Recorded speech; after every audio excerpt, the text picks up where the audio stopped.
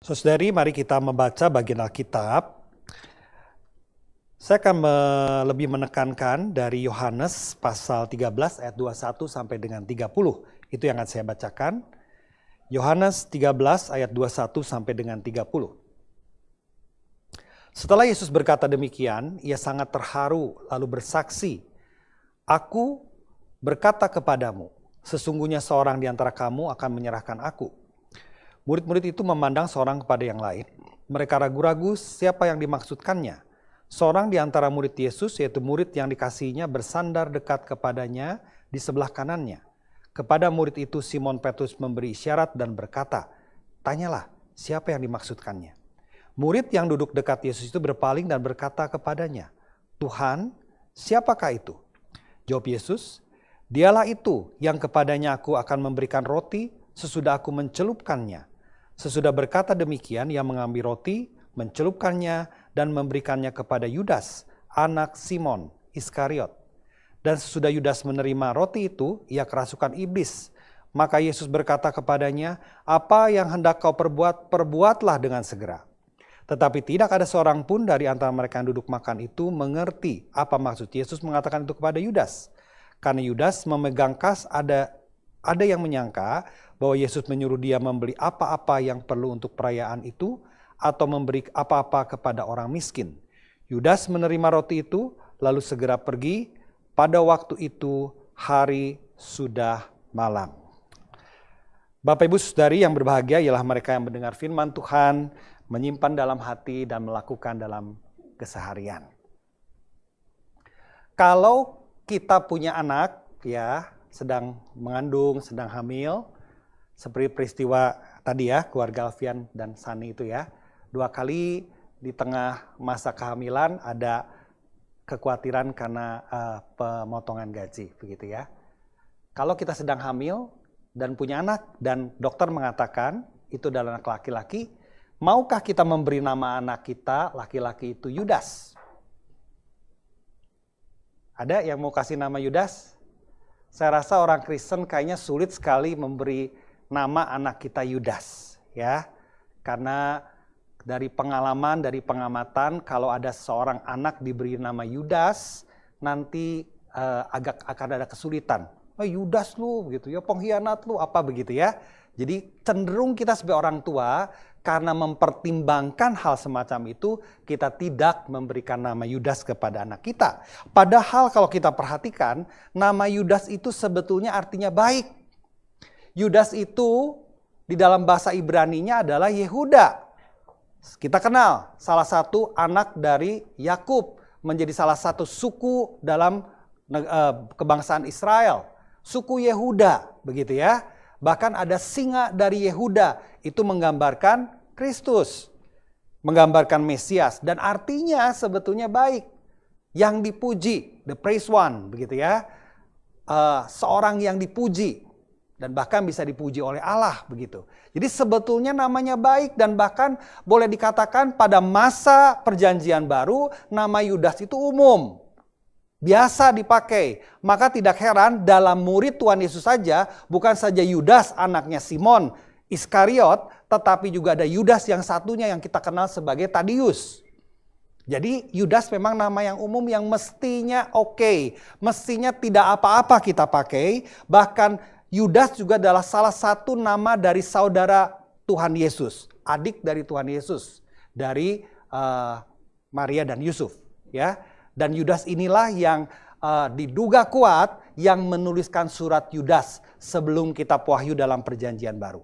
Jadi sebetulnya di masa Perjanjian Baru mestinya nama Yudas itu baik, nama Yudas itu adalah oke, nama Yudas itu adalah bahkan the praised one, orang yang dipuji. Bahkan dipuji oleh Allah. Nah, kita akan melihat salah satu dimensi lagi ya, bahwa Yudas itu dipilih oleh Yesus Kristus. Betul?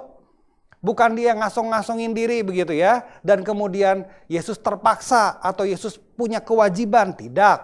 Tuhan Yesus sengaja atau dengan kesadarannya atau melakukan itu.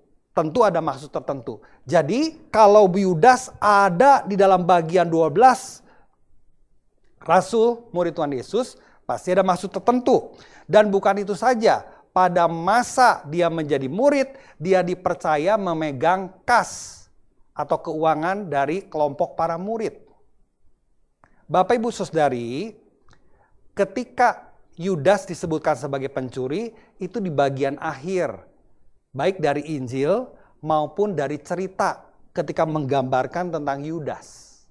Memang ya, kalau kita lihat dari 3 Injil sinoptik, ketika mendaftarkan nama-nama murid Tuhan Yesus, Yudas selalu ditaruh paling belakang, bontot, nomor ke-12. Dan selalu ada embel-embel yang mengkhianati dia. Jadi semua tahu bahwa Yudaslah yang mengkhianati Kristus. Gereja mula-mula memberikan label, mempunyai persepsi bahwa Yudas ini menjadi tidak baik, mengkhianati Kristus. Tetapi saya ingin mengatakan begini ya, untuk membalancing lah. Kita dengan baca Alkitab, kita dengan dari koleksi bapak-bapak gereja, tulisan mereka memperlihatkan bahwa Yudas itu tidak baik begitu ya.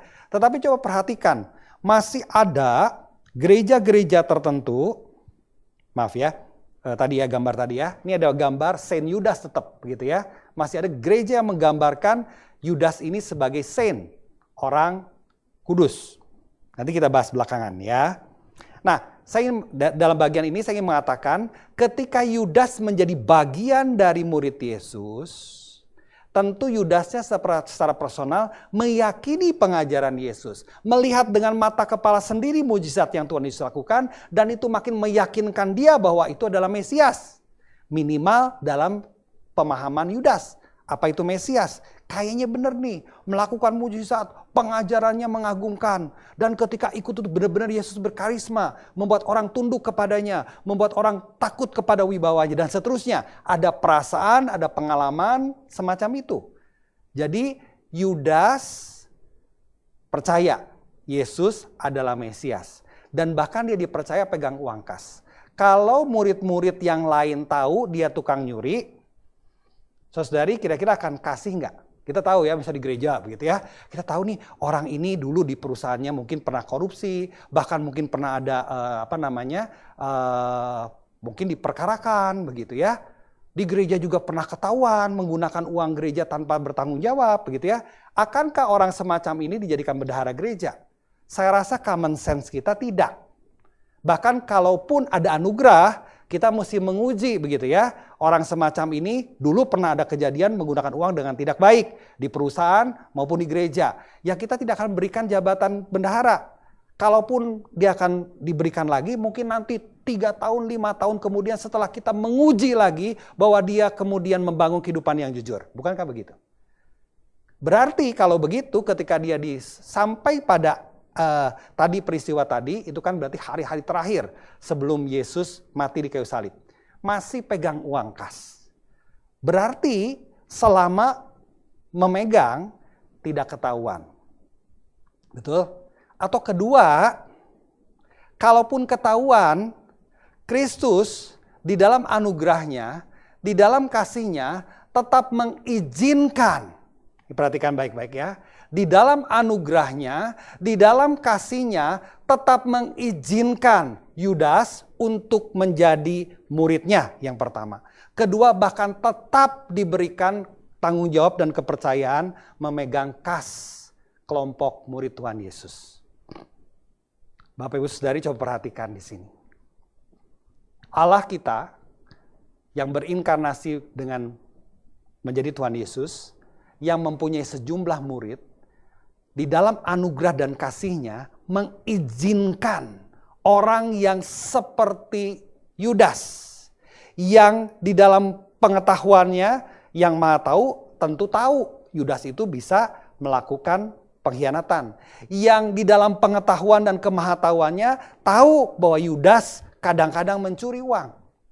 Tetapi tetap mengizinkan selama 3 tahun lebih bersama-sama, tetap mengajar, tetap mengasihi, tetap memperhatikan, tetap memberi kesempatan.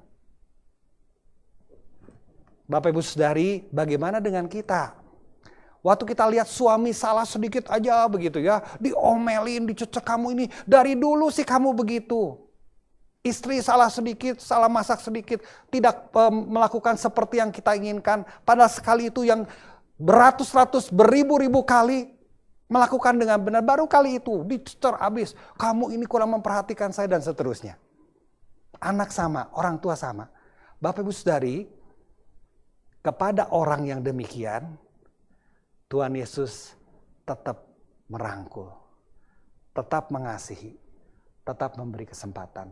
Saya rasa di bagian awal ini, kita pun mesti punya hati seperti Tuhan Yesus. Kepada orang-orang yang sebetulnya mungkin menjengkelkan kita, kepada orang-orang yang mungkin sebetulnya jatuh, kepada orang-orang yang sebetulnya kita tahu dia berdosa. Justru kepada mereka, kata Tuhan Yesus, aku datang bukan untuk orang yang tidak berdosa, tetapi untuk orang yang berdosa. Aku datang kepada orang yang sakit, bukan kepada orang yang sehat. Perasaan dan hati semacam ini mestinya ada kepada kita. Yesus membiarkan Yudas tetap ada di dalam rangkulannya. Nah, sekarang ini kan judul kita adalah ketaatan dan uang ya, tentang Yudas Iskariot. Mau tidak mau memang kita melihat Yudas ini ada kaitannya dengan uang ya. Yang pertama, ketika Maria, ini pertama kalinya ya di dalam Injil diperlihatkan Yudas melakukan sesuatu. Sebelumnya cuma disebutkan sebagai murid dan yang berkhianat. Tetapi di dalam Yohanes 12 itu disebutkan bahwa Maria itu ya mengurapi Yesus dengan minyak narwastu yang harganya 300 dinar. 300 dinar itu kira-kira setahun gaji buruh, begitu ya. Cukup gede lah ya uangnya, nilainya. Nah, kemudian Yudas protes. Kenapa tidak dijual tuh? Uangnya kan lumayan. Dan kemudian berikan kepada orang miskin. Dari sini kita memperhatikan kesannya baik, betul? Daripada dipakai untuk ngurapi, dan Tuhan tidak perlu diurapi mestinya. Engkau udah luar biasa dah, begitu ya. Sebagai guru, sebagai pengajar, sebagai pemimpin agama, gak usah diurap-urapin. Mendingan uangnya dijual, dibagikan kepada orang miskin. Sepertinya motivasinya benar. Sepertinya itu baik. Tetapi Tuhan berkata, orang miskin akan selalu ada padamu. Dengan demikian, kita mendapat pelajaran yang penting tentang uang dari Tuhan Yesus sendiri, dari peristiwa ini. Ya, kalau kita memang harus mengeluarkan uang, keluarkanlah. Ya, misalnya kita bangun gereja sampai ketika leasing renewal itu kan sekitar 7 jutaan begitu ya, nilainya gede begitu ya. Tetapi kan kita melakukan kenapa? Dan kalau kita pikir-pikir, apalagi sekarang di masa pandemi, ini kan idle nih gedung begitu ya. Kalau kami ngantor hari Rabu dan hari Jumat cuma bertiga di kantor pastoral. Saya, Pak Yudi dengan Pastor Chang begitu ya. Kan idle. Ini gedung segini gede, ruang begini banyak, kursi begini banyak kosong. Tetapi toh kita melakukan sesuatu. Karena kita ingin ada tempat khusus beribadah. Dan mungkin ini kenapa filosofi kita mengkhususkan satu tempat ibadah, tidak pakai di tempat-tempat tertentu. Karena supaya tidak tercampur dengan yang lain. Saya bukannya anti untuk menggunakan tempat-tempat publik sebagai ibadah. Bisa. Kehadiran Tuhan menguduskan tempat itu. Tetapi ada gestur, kesungguhan, niatan. Ayo kita bangun gereja untuk mengkhususkan ini menjadi rumah Tuhan. Jadi kalau perlu keluar uangnya, keluarlah.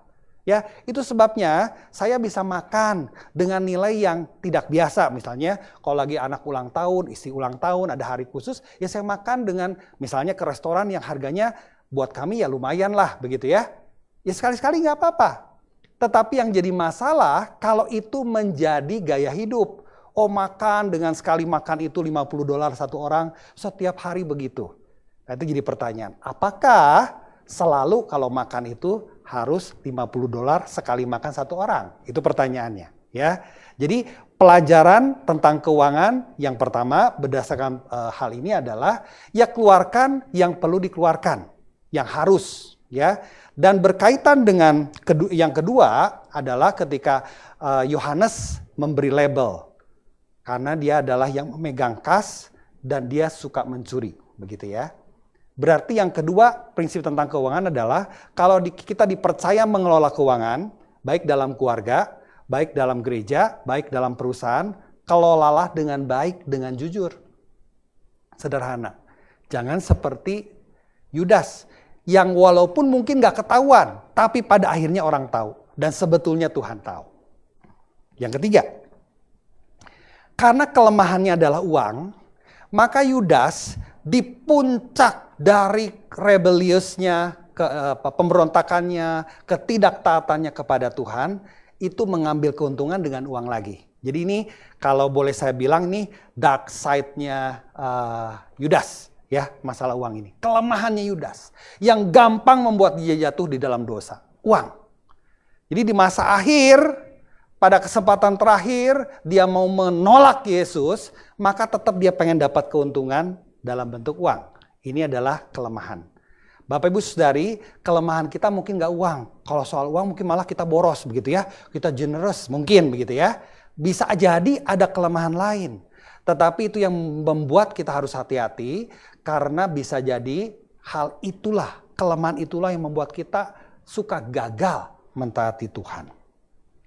Nah pertanyaannya, tadi saya mencoba mengatakan begini ya intisarinya ya. Yudas itu sebetulnya mestinya oke, nama Yudas. Kalau dia dipanggil oleh murid, sebetulnya Tuhan dalam anugerahnya memberi kesempatan untuk dia makin baik, dia makin benar, dia makin ikut Tuhan dengan baik dan benar, begitu ya. Tetapi kemudian akhirnya dia berkhianat. Menurut saya, pengkhianatan Yudas bukan semata-mata karena pengen dapat uang. 30 keping perak. 30 keping perak itu kalau referensinya lihat di dalam Keluaran, itu senilai dengan kalau misalnya ada lembu ya, itu nabrak begitu ya. Nabrak budaknya mati. Nah, di dalam Keluaran disebutkan pengganti untuk budak itu adalah 30 keping perak. Jadi harga atau nilai sebudak lah gitu. Senilai seorang budak. Untuk pemimpin agama dengan kaliber semacam itu, 30 keping perak itu terlalu murah. Betul gak? Ya, jadi saya ingin mengatakan bahwa Yudas ini ya di dalam kelemahannya pada saat akhir masih mau mengambil uang ya, tetapi bukan itu yang utama. Coba saya perlihatkan. Yang pertama,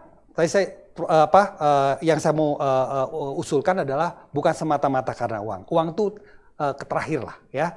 Yang pertama adalah secara psikologis. Ya, tadi saya sebutkan kenapa sampai mau ikut 3 tahun lebih bersama dengan Tuhan Yesus, ikut kemana-mana, juga ikut menderita pasti, ikut diejek dan seterusnya, ya, dan membela Yesus dan seterusnya. Tetapi di saat-saat terakhir, ya, makin lama Tuhan Yesus makin mengurangi mujizatnya. Makin lama Tuhan Yesus mengurangi pelayanannya di publik. Makin lama dia cuma makin ngajar kepada murid-muridnya saja. Ya, dan ketika mengajar kepada murid-muridnya sampai 3 kali Tuhan Yesus mengatakan, aku ini akan mati, aku akan dibunuh, aku akan mati. Nah kalau mati nggak jadi dong Mesias, nggak jadi dong Raja Yahudi, nggak jadi Raja dari bangsa Israel yang dia cintai. Itu kira-kira pikiran Yudas. Nah makin lama kok makin berkurang mujizatnya. Makin lama kok makin mengatakan aku akan mati, aku akan mati. Lah bagaimana ini? Aku kan mau ikut karena the great cause begitu ya. Karena tujuan yang besar membebaskan bangsa Israel dari orang-orang Romawi. Dan mungkin nanti aku akan menjadi salah satu pejabat di kerajaan itu. Dan mungkin juga aku akan bisa mendapat uang dari hal itu. Itu di pikirannya. Dan makin lama harapan itu makin surut ketika melihat Tuhan Yesus makin membatasi mujizat, makin membatasi pelayanan publik, malah makin mengatakan, aku akan menderita dan mati. Dia kecewa, ya. Nah di titik kekecewaannya itu, dia kemudian berinteraksi dengan pemuka agama dan kemudian terjadilah deal untuk menolong mereka membunuh Yesus, berkhianat, ya. Bapak Ibu Saudari, Yohanes juga mencatat, dia 2 kali dalam 2 kesempatan, bahwa memang dia dipengaruhi secara rohani. Ada iblis ya yang mempengaruhi Yudas sehingga dia mengambil keputusan semacam ini. Ini masalah rohani berarti. Dia sudah mendapat pengajaran luar biasa, dia sudah melihat Yesus yang luar biasa. Tetapi dengan kegalauannya, dengan keraguannya, dengan kekecewaannya, dengan kefrustasiannya, iblis masuk dan membuat dia melakukan sesuatu yang sangat tidak baik. Uang itu motif terakhir lah ya. Itu karena kelemahan dia. Di saat terakhir dia masih mau mengambil keuntungan. Tetapi semua ini ingin memperlihatkan dia tidak percaya lagi kepada Tuhan. Dia tidak taat lagi kepada Tuhan Yesus. Bapak Ibu Saudari, ini adalah bagian terakhir yang ingin saya sampaikan. Ya, di bagian Yohanes yang kita baca, kenapa makanya saya pilih bagian itu daripada Lukas untuk kita lebih perhatikan. Sekali lagi, tadi saya mengatakan kenapa sih Tuhan Yesus yang tahu Yudas akan berkhianat, Tuhan Yesus yang tahu kadang-kadang Yudas suka mencuri, tetap mengizinkan dia bersama-sama. Karena anugerah dan kasihnya memberi kesempatan lagi. Betul ya? Tadi saya ngomong begitu. Bahkan di saat itu, Tuhan Yesus memberikan kesempatan terakhir sekali lagi dengan 3 kali ngomong pribadi kepada Yudas. Yang pertama, dia ngomong lebih general, ya. Kepada murid-murid dan kepada Yudas, dia mengatakan, sesungguhnya seorang di antara kamu akan menyerahkan aku. Yudas mesti sudah berasa-berasa. Yang kedua, lebih personal. Ketika ditanya oleh Yohanes, ya karena disuruh oleh Petrus, tanyain tuh kepada guru. Yang kepadanya, roti yang kucelupkannya akan kuberikan, dialah yang akan menyerahkan aku. Udah lebih merujuk kepada satu orang. Sudah lebih merujuk kepada Yudas. Yudas mestinya tahu. Yudas mestinya ngerti. Itu Tuhan Yesus mengatakan, ini kau Yudas yang akan menyerahkan aku. Aku tahu perbuatanmu. Aku tahu maksudmu. Aku tahu ketidaktaatanmu. Aku tahu pergumulanmu. Tetapi pada saat ini aku mengatakan ini supaya engkau bertobat. Kira-kira kalau mau digambarkan ya, Bapak Ibu Saudari. Tuhan Yesus berkata-kata semacam ini di setting ini. Itu ingin mengatakan kepada Yudas, Yudas, aku tahu apa yang kau pikirkan. Aku tahu apa yang akan kau perbuat. Itu sebabnya aku memberikan peringatan ini. Bahkan setelah menerima, Yesus mengatakan kalimat yang terakhir. Jadi mestinya telek-telek kan ya, begitu ya. Karena perkataan Yesus adalah, apa yang hendak kau perbuat, perbuatlah dengan segera. Bapak Ibu Saudari, kalau kau jadi Yudas, berasa gak sih bahwa Tuhan itu tahu? Tuhan itu tahu. Tetapi apa yang dilakukan Yudas? Dia tetap pergi. Dia tetap menjumpai pemuka agama. Sehingga pemuka agama mendorong prajurit-prajurit Roma untuk menangkap Tuhan Yesus. Bapak Ibu Saudari, apa yang terjadi kalau sudah terlanjur? Ya, saya akan bacakan satu bagian Alkitab. Di sini kita mendapat gambaran tentang bagaimana Yudas menyesal. Matius pasal 27 ayat 3. Pada waktu Yudas yang menyerahkan dia melihat bahwa Yesus telah dijatuhi hukuman mati, menyesalah ia. Lalu ia mengembalikan uang yang 30 perak itu kepada imam-imam kepala dan tua-tua dan berkata, aku telah berdosa karena menyerahkan darah orang yang tidak bersalah. Tetapi jawab mereka, apa urusan kami dengan itu? Itu urusanmu sendiri. Maka ia pun melempar uang perak itu ke dalam bait suci, lalu pergi dari situ dan menggantung diri. Bapak Ibu Saudari, engkau berada di dalam rangkulan kasih Tuhan. Kau ada di dalam gereja, makanya dengerin khotbah ini hari ini sekarang. Kau masih diberi kesempatan kehidupan. Kau masih diberi kesempatan mendengar firman Tuhan. Kau masih diberi kesempatan untuk melakukan pelayanan di dalam gereja. Itu adalah karena kasih Tuhan. Dan Tuhan tahu persis pergumulanmu. Tuhan tahu persis pergumulan akan dosamu. Tuhan tahu persis kesalahanmu. Tuhan tahu kadang-kadang hidup kita tidak berkenan. Tuhan tahu. Tetapi dia tetap memberi kesempatan. Dia tetap merangkul kita. Dia tetap mengasihi kita. Sama seperti dia melakukannya kepada Yudas. Bahkan di saat tertentu ketika engkau mau melakukan dosa. Tuhan memberi peringatan seperti kepada Yudas. Jangan. Roh Kudus berkata-kata dalam diri kita. Jangan lakukan itu. Jangan lakukan itu. Taatlah kepadaku. Taatlah kepadaku. Tetapi kita kadang-kadang abai. Kita kadang-kadang tidak mau mendengar suara itu. Kita kadang-kadang tidak mau taat kepada suara Tuhan yang mengatakan jangan lakukan itu nak. Taatilah aku nak. Kita abai. Seperti Yudas. Nanti kalau konsekuensinya terjadi, baru kita menyesal seperti Yudas. Yudas lebih mending. Yesusnya belum mati benar, baru dikatakan dijatuhi hukuman mati. Tetapi dia mungkin berpikir dan berhitungnya itu akan benar-benar terjadi. Maka dia menyesal. Dan kemudian dia berkata, aku bersalah karena telah menyerahkan orang yang tidak berdosa ini. Bapak Ibu Saudari, itu sebabnya buat saya, walaupun Yudas itu digambarkan pengkhianat, Yudas itu digambarkan pencuri. Buat saya, sekali lagi ya, buat saya pribadi tidak tertutup kemungkinan Yudas ini ada bersama-sama dengan Tuhan sekarang. Tidak tertutup kemungkinan. Saya tidak mengatakan pasti, ya, tetapi saya juga ingin membalancekan orang tuh sudah terlalu jelek sama Yudas. Di saat terakhir dia menyesal. Dia mengaku berdosa, menyerahkan, ya. Betul dia gantung diri, artinya mati, bunuh diri begitu ya. Tetapi kalau kita melihat dari perspektif anugerah Tuhan, apalagi Tuhan izinkan dia 3 tahun membentuk dia walaupun dia gagal di ujungnya, tetapi tidak tertutup kemungkinan dia tetap ada di dalam Tuhan. Karena itu Bapak Ibu Saudari, saya mengatakan kita sekarang dengan kesadaran begitu ya, tahu peristiwa semacam ini, ngerti hal ini. Saya berusaha menjelaskan segamblang-gamblangnya. Bapak Ibu Saudari, tema kita Prapaskah ketaatan. Yudas menjadi tidak taat di momen itu. Karena dia frustasi, karena dia merasa harapannya tidak akan nyampe. Kok Yesus malah mau mati? Kemudian iblis menggunakan momen itu, membuat dia menggerakkan sesuatu dan berkhianat. Dan bahkan dia mungkin ingin mendapat keuntungan, itu adalah natur kelemahan dia tentang uang. Kita pun kadang-kadang seperti Yudas, Bapak Ibu Saudari. Dan saya ingin mengatakan pada kesempatan ini, kalau Tuhan terus masih mengasihi engkau, jangan lari. Jangan menghindar dari Tuhan. Tundukkan dirimu kepada Tuhan. Lunakkan hatimu bersama dengan dia. Kalau dengar firman Tuhan, taat. Kalau Tuhan menegur, takut.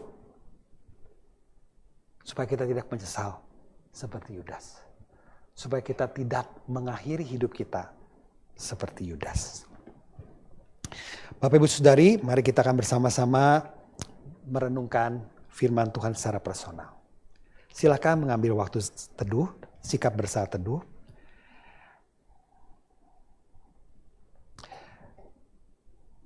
Saudari, sekali lagi berita anugerahnya adalah kau masih tetap Tuhan kasihi.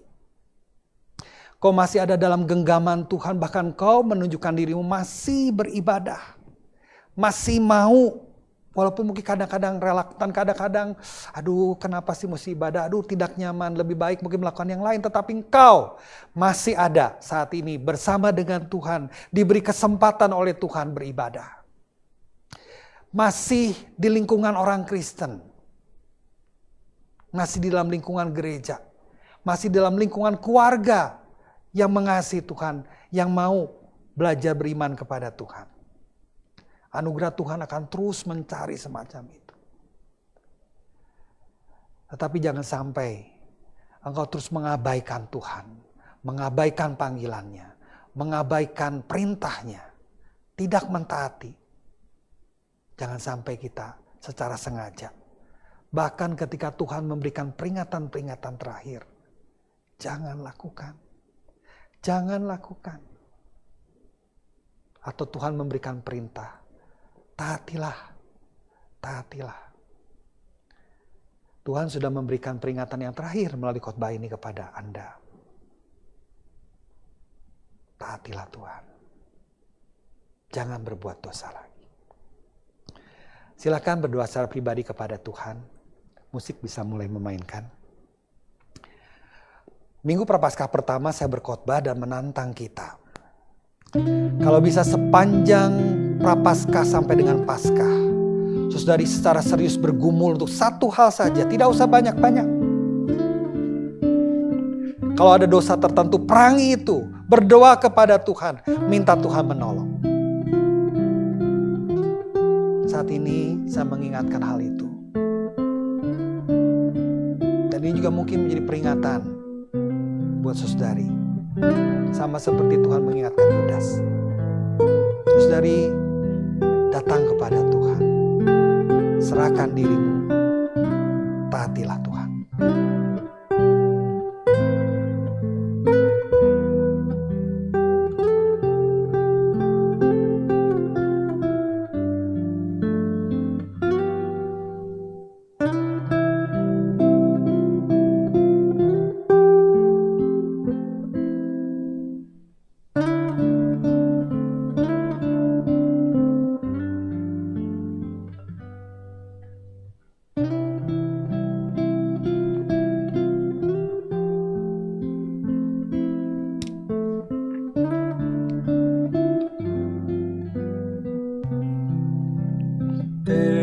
Tekadku Tuhan mengikut-Mu selama hidupku,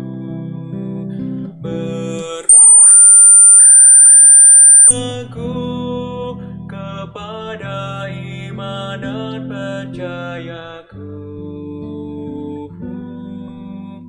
akan ku mulai dari diriku, melakukan sikap yang benar, biarpun kecil dan sederhana, Tuhan dapat membuat jadi besar.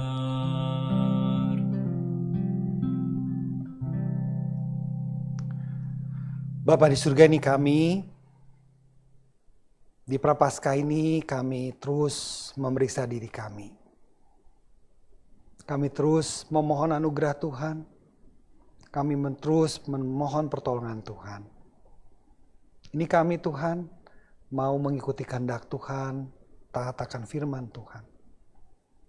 Tetapi kami juga menyerahkan ini kami Tuhan, kami lemah,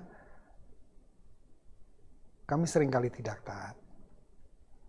Karena itu kami menyerahkan diri kami sekali lagi. Mohon pertolongan Roh Kudus bekerja.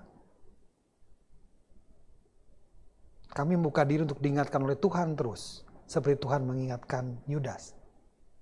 Supaya kami sadar, supaya kami tahu apa yang harus kami lakukan, dan terutama supaya kami taat kepada Tuhan. Mohon Tuhan menolong, mohon Tuhan menyertai kami. Terima kasih Tuhan.